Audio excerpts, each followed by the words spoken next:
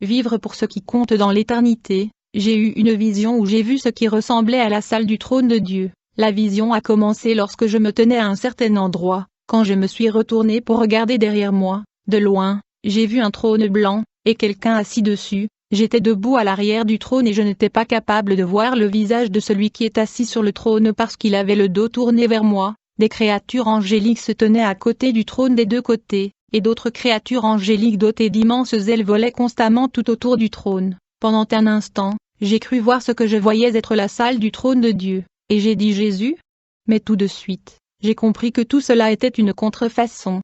Au fur et à mesure que je m'approchais, le trône qui semblait blanc à première vue, était à vrai dire blanc grisâtre, et tout le reste, en fait tous les anges ressemblant à des créatures aux ailes énormes avaient des ailes d'un blanc grisâtre, censées apparaître blanches à première vue, c'était tout faux, une imitation du trône céleste. Je me suis immédiatement rendu compte que Satan était assis sur ce trône et essayait d'imiter Dieu. Quand j'ai réalisé cela, il s'est immédiatement retourné pour me regarder. Son trône pouvait basculer et il l'a balancé pour faire face à ma direction avec tous les faux anges ressemblant à des créatures célestes et volant tout autour de lui. Quand il a vu que j'avais réalisé qui il était, il a commencé à rire très fort. Il me regardait avec défi, puis il a dit, « Même maintenant, j'ai le contrôle du monde et mes serviteurs travaillent constamment pour moi. Ils ne se reposent ni jour ni nuit. » Puis il se mit à rigoler. Je me suis immédiatement retrouvé debout au sommet d'un bâtiment très haut où je pouvais voir la terre entière au-dessous de moi. J'ai vu des gens partout dans le monde, dans les rues, dans des immeubles, partout dans le monde. Tous ces gens semblaient extrêmement occupés, si occupés qu'ils ne pouvaient pas se permettre de marcher d'un point à un autre pour accomplir les instructions de Satan. Ceux qui étaient pressés couraient tous pour accomplir la mission satanique. Je savais qu'ils travaillaient tous pour satisfaire les ordres de Satan. Ils posaient des pièges pour conduire les gens en enfer et Satan était heureux que tant de gens soient rattrapés. La vision s'est terminée. Le monde des esprits est extrêmement réel et contrôle le monde physique. Ce que nous voyons dans le physique est simplement le résultat de ce qui a été fait spirituellement. Ce que j'ai vu était une vision, mais lorsque je regarde partout physiquement, je peux voir que Satan fait des heures supplémentaires pour faire en sorte que les gens soient les comas et les garder endormis pour qu'ils ne se réveillent qu'en enfer. En fait, Satan veut que vous soyez trop occupés avec des choses de temporaires de la terre qui passera, et pour que vous ne vous réveillez qu'en enfer. Jésus dit de chercher le Seigneur tant qu'on peut le trouver, car un moment viendra où vous ne pourrez pas le faire. Mes frères et sœurs, Jésus est vraiment en colère contre la façon dont l'Église s'est conformée pour devenir comme le monde. Ne pensez pas comme le font la majorité des chrétiens que Dieu devra abaisser son standard. Si tous les croyants se conforment au train de ce monde, sachez Dieu a encore des gens qui sont vraiment ses enfants. Il a encore des gens qui ont refusé de se conformer au monde au milieu d'une génération polluée.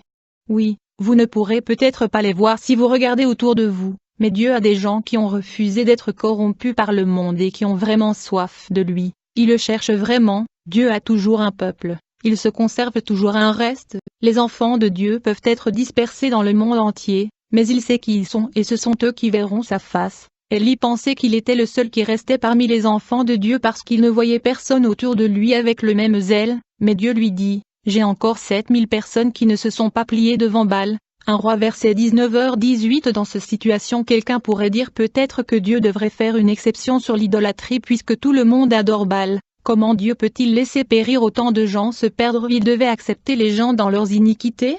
Et pourtant, Dieu avait jusqu'à 7000 personnes qui l'aimaient et le servaient en vérité et en esprit. Il a toujours un reste, ce n'est pas à vous de le connaître.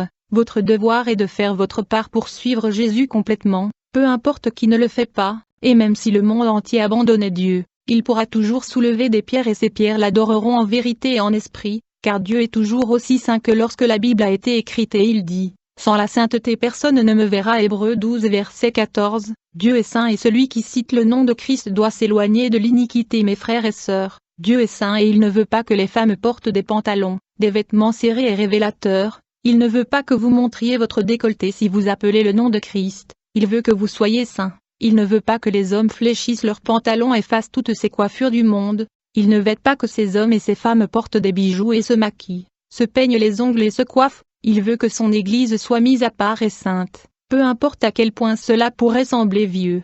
Si vous dites que vous voulez être moderne, savez-vous qu'il y avait des hommes et des femmes dans les années 80 et 90 qui étaient si modernes et que tout le monde les admirait? mais s'ils portaient leur dernière mode dans le monde d'aujourd'hui, ils seraient encore méprisés. C'est pour ces modes que certains sont actuellement en enfer en ce moment. Imaginez à quel point ils se sentiraient stupides s'ils pouvaient voir à quel point le type de vêtements qui les a menés à l'enfer est maintenant indésirable. Le monde et tous ses désirs sont en train de passer. Toutes ces modes indécentes que vous jugez si séduisantes que vous ne pouvez pas les laisser partir, elles seront méprisées dans quelques années. À partir de maintenant, vous devez honorer Dieu dans votre corps, même si le monde entier commence à montrer le décolleté, à porter des vêtements serrés et courts, même si les épouses de pasteurs, ou les pasteurs, porte ces vêtements, Dieu ne changera toujours pas d'avis. Il ne fait pas exception de personne. Il a dit que l'âme qui pêche mourra, même si vous êtes oint, même si vous êtes capable d'entendre la voix de Dieu, même si vous êtes un prophète ou un évangéliste.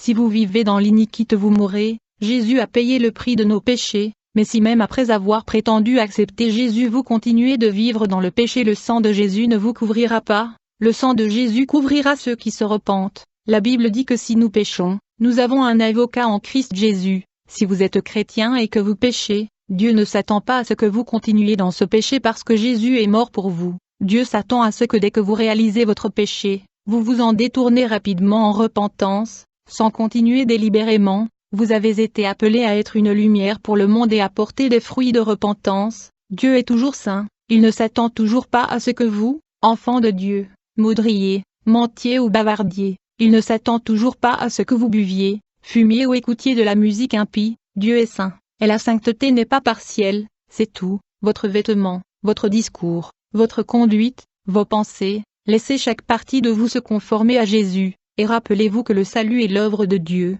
Vous ne pouvez porter de fruits que si vous êtes en Christ. Si une branche est déconnectée d'un arbre, elle ne peut pas porter de fruits. Seule la branche qui reste jointe à l'arbre peut porter des fruits. Vous devez donc abandonner votre vie à Jésus et lui demander de vous aider à mettre fin au péché dans lequel vous vivez. Si le Saint-Esprit vous remplit, vous triompherez. La Bible dit que seul l'homme qui est né de Dieu est capable de vaincre le monde. Où que se trouve votre trésor, votre cœur sera aussi. Ainsi, quel que soit votre investissement, votre cœur se trouvera là-bas. Si vous passez du temps sur des choses du monde, vous vous conformerez au monde, et si vous investissez votre temps en lisant la Bible et en priant, vous vous conformerez à Christ. Par exemple, si vous regardez des films de ce monde, le pourcentage le plus élevé de vos pensées sera contrôlé inconsciemment par ce que vous avez regardé. Les films ont pour but de promouvoir un programme satanique consistant à vivre une vie sans Dieu. Ils sont destinés à faire de la fornication, de l'adultère, de l'indécent habillage, maquillage et bijoux,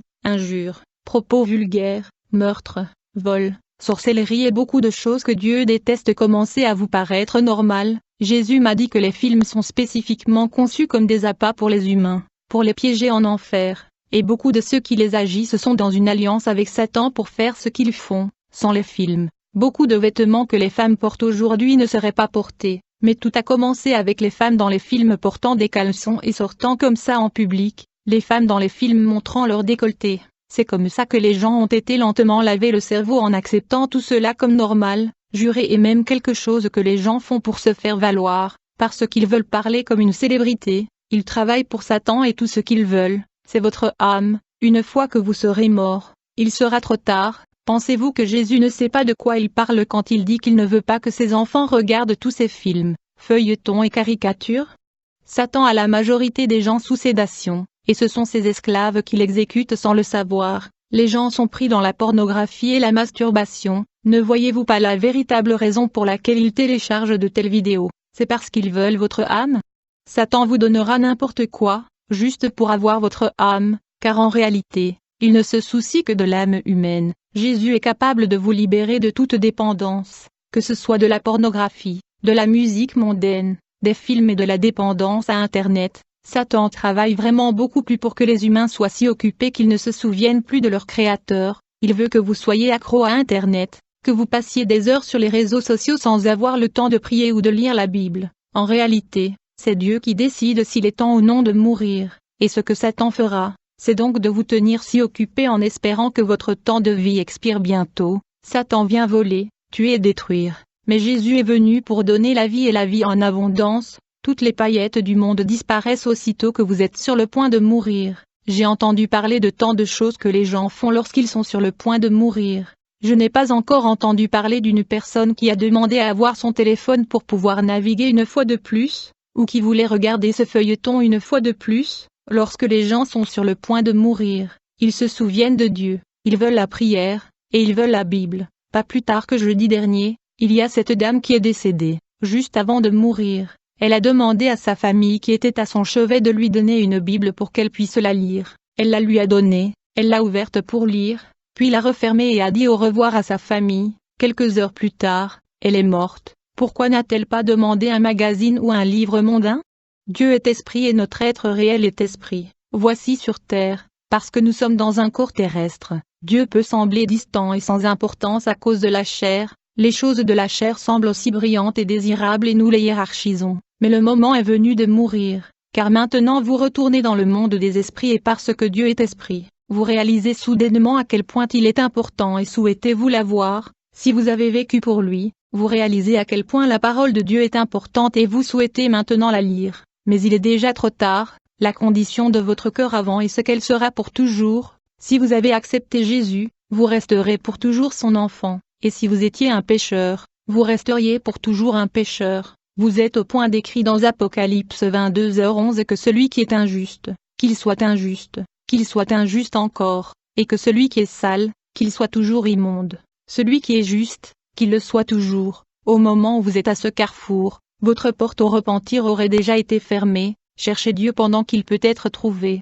appelez-le pendant qu'il est encore prêt. Shalom.